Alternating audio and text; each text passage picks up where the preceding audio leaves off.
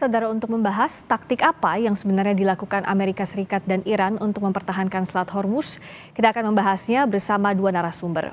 Ada Stanislaus Rianta, selaku pakar intelijen dan keamanan UI, dan ada juga Nostalgiawan, pengamat Timur Tengah BRIN. Selamat petang jelang malam, Pak Stanislaus, juga Mas Wawan. Selamat petang. Ya, selamat petang. Saya ke Pak Stanislaus dulu. Jadi kalau Trump bilang ditangguhkan Project Freedom atau proyek kebebasan ini, apa Anda melihat apakah ini karena adanya kemajuan negosiasi atau justru ada ancaman asimetris dari Iran yang diantisipasi oleh Amerika Serikat? Iya, nampaknya Amerika atau Trump itu sudah kelelahan ya, dan ini mencari-cari exit strateginya untuk bisa keluar dari Iran dengan cara yang lebih tanpa malu gitu. Jadi Trump tidak mau kehilangan malu, maka dia meluncurkan proyek itu.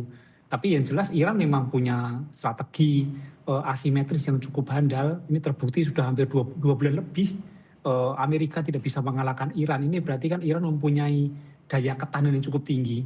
Dan dia juga punya daya serang yang asimetris yang sangat merepotkan Amerika. Ini kalau diterus-terusin sebenarnya Amerika yang bisa berbahaya. Makanya exit strateginya seperti apa, saya kira itu exit strateginya seperti itu. Jadi menyatakan selesai, kemudian ada operasi baru, diperdebatkan lagi.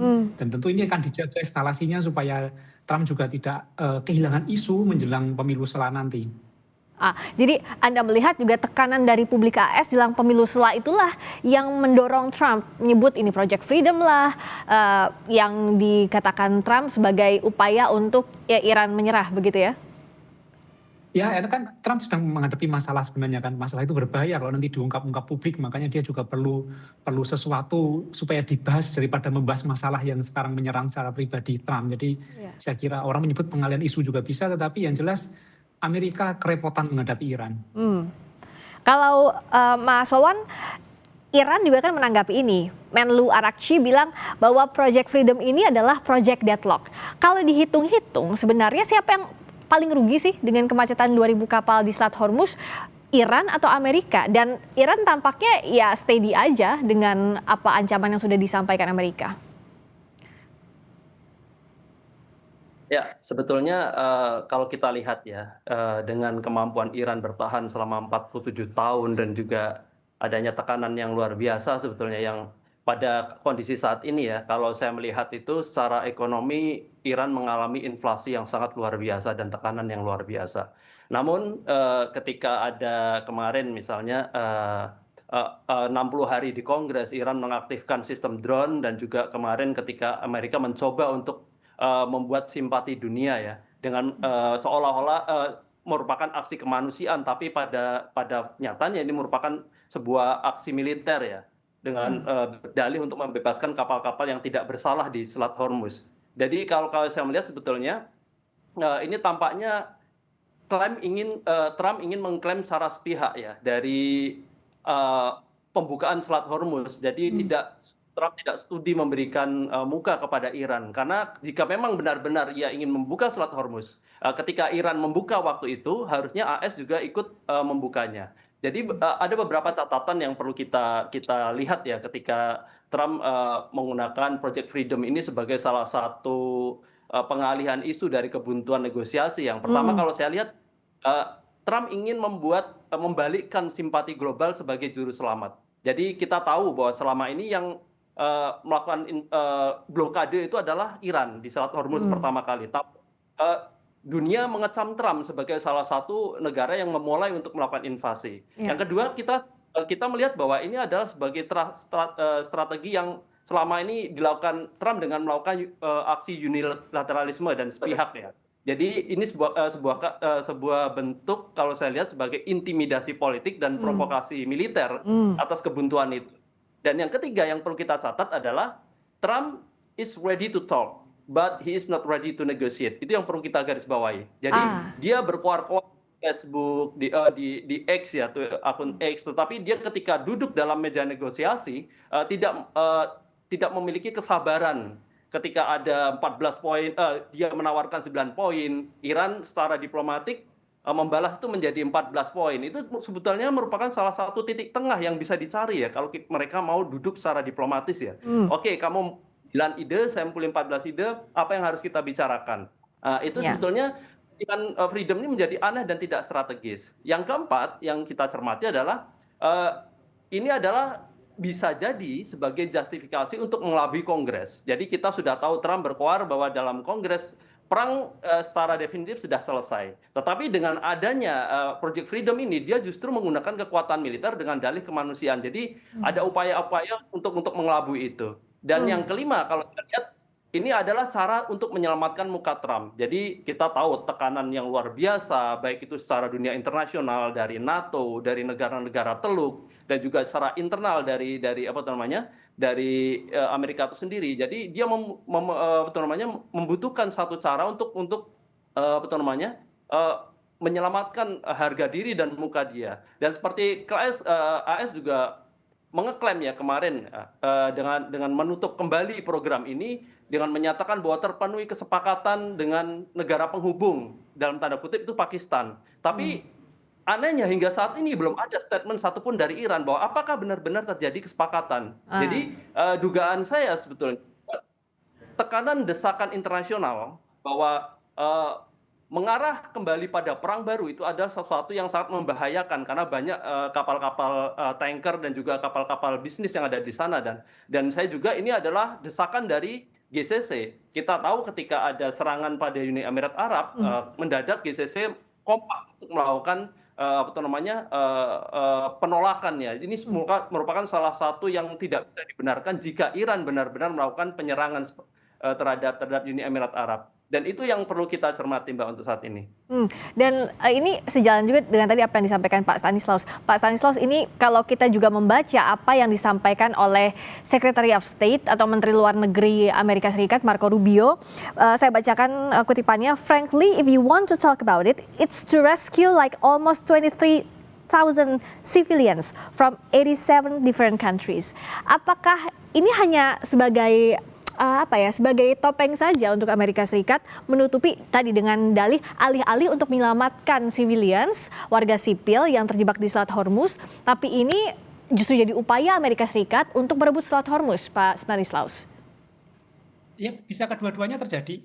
Bisa upaya Amerika Serikat memang untuk merebut Selat Hormuz, tapi dia mencari simpati jelas karena ini kan berbahaya ketika Trump tiba-tiba angkat kaki dari Selat Hormuz tanpa legitimasi apapun. Jadi dia akan kehilangan muka, makanya harus cari sesuatu supaya dia masih punya pan atau pembenaran di depan dunia internasional. Dan Trump sebenarnya kan kita lihat dalam 1 bulan ini kan dia tuh sibuk mencari cara atau gagal untuk exit dengan kemenangan itu loh. Dia mengklaim menang, tapi kan sebenarnya Iran cuek-cuek saja gitu. Iran cuek-cuek saja, jadi nggak ditanggapi. Iran juga tidak merasa kalah, tidak merasa apa. Ini kan yang bikin Amerika nampaknya mencari-cari isu. Kemudian itulah proyek kebebasan itu yang proyek pembebasan itulah yang akhirnya menjadi judul baru ya saya kira. Dan dia angkat kaki mengakhiri perang ini menjadi sia-sia. Jadi kayak proyek yang mau diapain proyek itu gitu kan. Perang sudah nggak ada. Paling lucu nanti Iran ternyata juga membebaskan Selat Hormuz, silahkan lewat. Nah, itu lucu lagi tuh nanti malah Amerika nampak sekali tidak ada peran sebenarnya. Dan juga bagaimana kalau kita lihat dari POV, point of view, sudut pandang lainnya, Mas Wawan, yang disampaikan oleh Amerika Serikat beberapa waktu ini, tadi kalau Pak Stanislaus bilang bahwa Iran tidak merespons apa-apa, tapi yang digaungkan oleh AS adalah ada perpecahan kok di internalnya Iran. Nah, bagaimana kita membaca ini sesaat lagi di Sapa Indonesia Malam. Masih bersama kami di Sapa Indonesia Malam bersama dua narasumber, Stanislaus Rianta, pakar intelijen dan keamanan UI, dan juga nostalgiawan pengamat Timur Tengah BRIN. Mas Wawan, kita lanjutkan tadi. Di sisi lain juga Amerika Serikat bilang ada perpecahan di internalnya Iran. Bagaimana kita membaca ini? Apakah iya? Kalau kita melihat ya memang sejak dulu Amerika memang menggunakan taktik-taktik demikian ya. Karena sebelum terjadinya penyerangan Amerika juga mengkeoskan kondisi sosial ekonomi politik dengan demonstrasi yang besar. Jadi salah satu cyber yang memang dilakukan oleh Amerika. Jadi selain militer itu memang digunakan.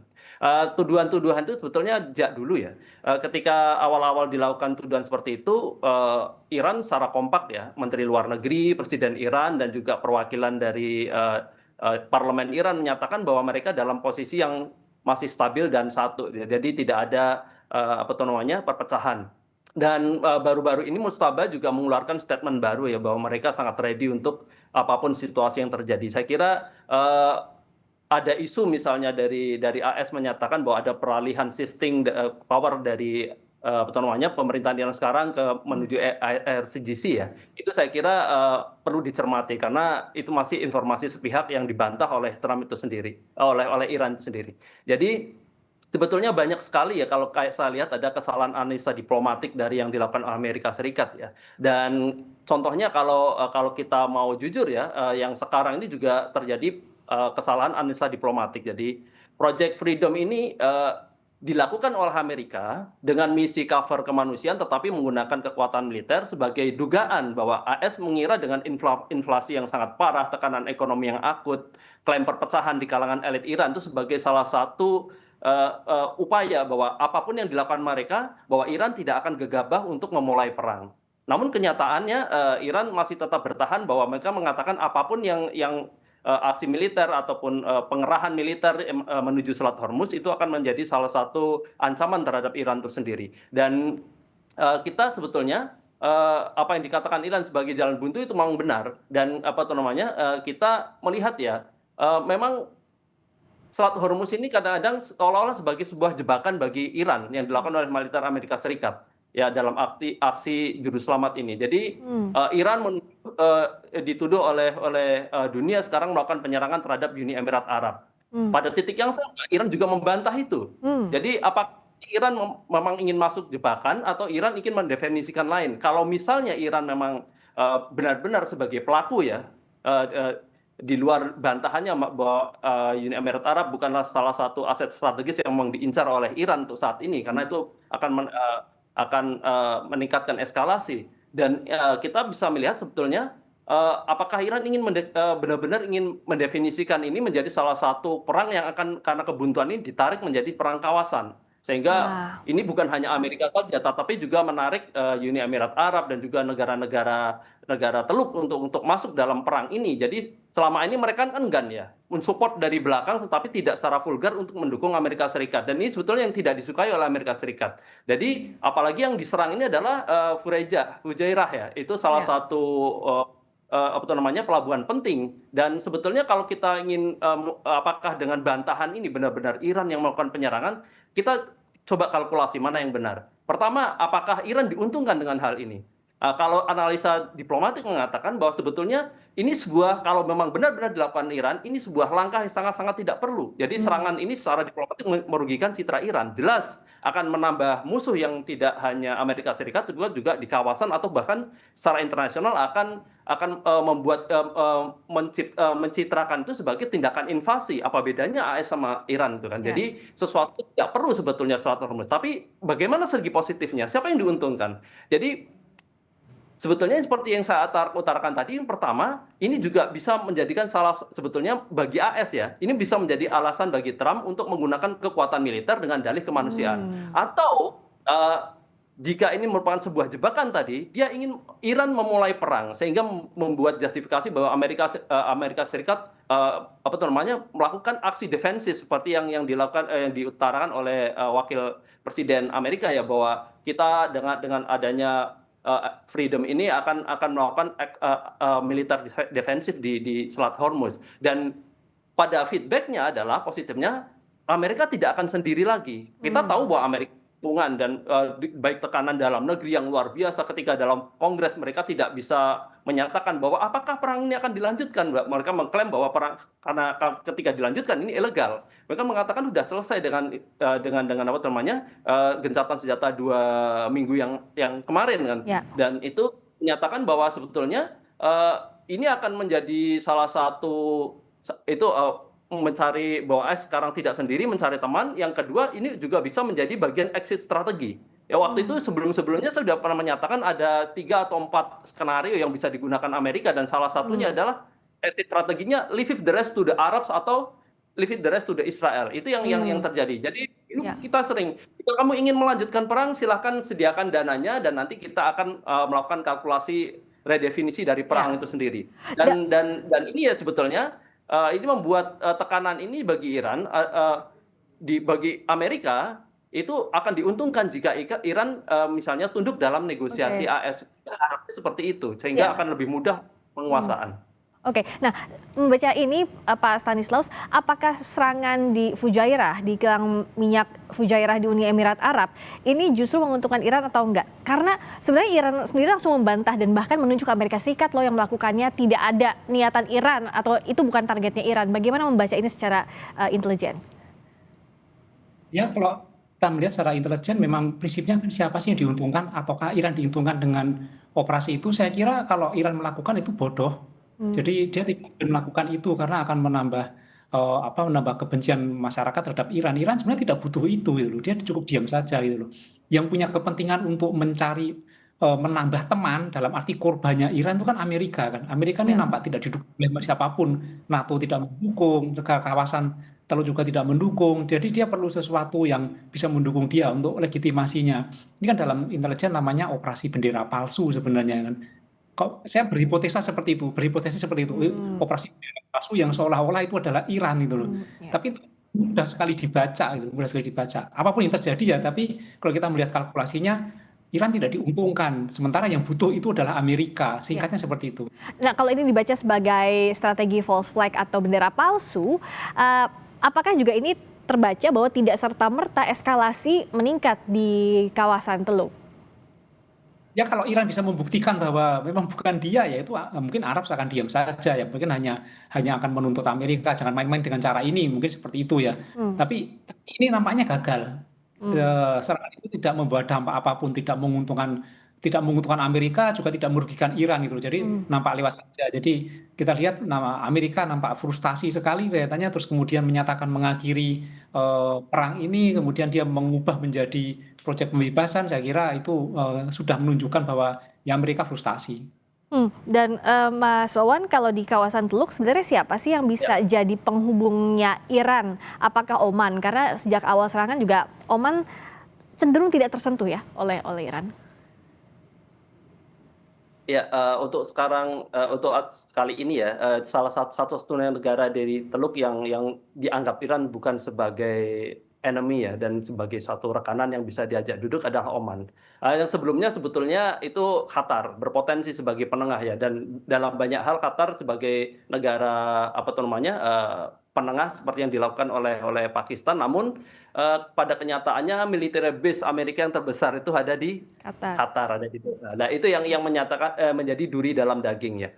Yang sebetulnya yang kita ingin analisakan adalah, eee, apakah benar ya, dengan adanya strategi yang seperti yang kita katakan tadi, kemarin ada Epic Fury, sekarang diganti lagi dengan Project Freedom. Jadi ini seolah-olah ada mekanisme tarik ulur perang ataupun nanti start lagi, setelah itu pause lagi dalam gencatan senjata ya.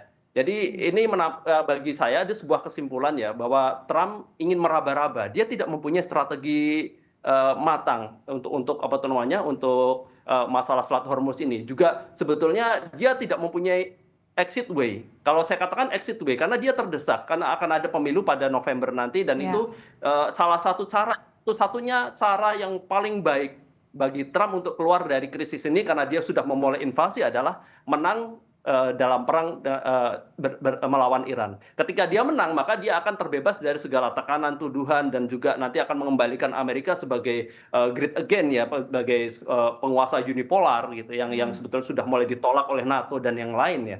Itu yang menjadikan catatan penting ya. Jadi dengan kebingungan ini, dia akan mencoba-coba mencari cara strategi mana yang lebih tepat bagi Amerika untuk keluar dari polemik ini. Jadi saya dari awal sebetulnya dengan adanya blokade hutan ya, dia juga ikut-ikutan dengan Iran untuk melakukan blokade Hormuz, itu menyatakan sebetulnya dia tidak dalam kondisi Amerika menginginkan perang sebetulnya. Dalam kondisi seperti itu. Kalau dalam analisisnya di luar dari Project Freedom ini ya. Dan Iran sendiri dari awal, meskipun secara militer mereka ready sewaktu-waktu, tetapi sangat terbuka dalam negosiasi. Cuma memang Iran dengan tekanan yang luar biasa selama ini cukup sabar dengan mekanisme negosiasi. Jadi ada tarik ulur di sana, dan itu yang kesabaran itu yang tidak dimiliki oleh Trump, dan itu yang seperti yang katakan tadi, dia ready untuk berbicara talk di mana saja, tetapi untuk bernegosiasi dia apapun untuk kehilangan muka. Karena target dia bagaimana keluar dari perang ini Ya. sehingga dia dicitrakan sebagai penang, setelah itu dia akan terbebas dari segala tuntutan ataupun dari segala tekanan ya. Kalau Amerika Serikat dianggap tidak punya exit plan saat ini, Pak Stanislaus, apa skenario yang paling mungkin dilakukan? Kuncinya kan ada di Selat Hormuz. Siapa yang akan kibarkan bendera putih duluan? Kalau Amerika bilang, Trump bilang, ayo Iran kibarkan bendera putih, kayaknya nggak mungkin kan untuk memaksa itu dalam kondisi saat ini.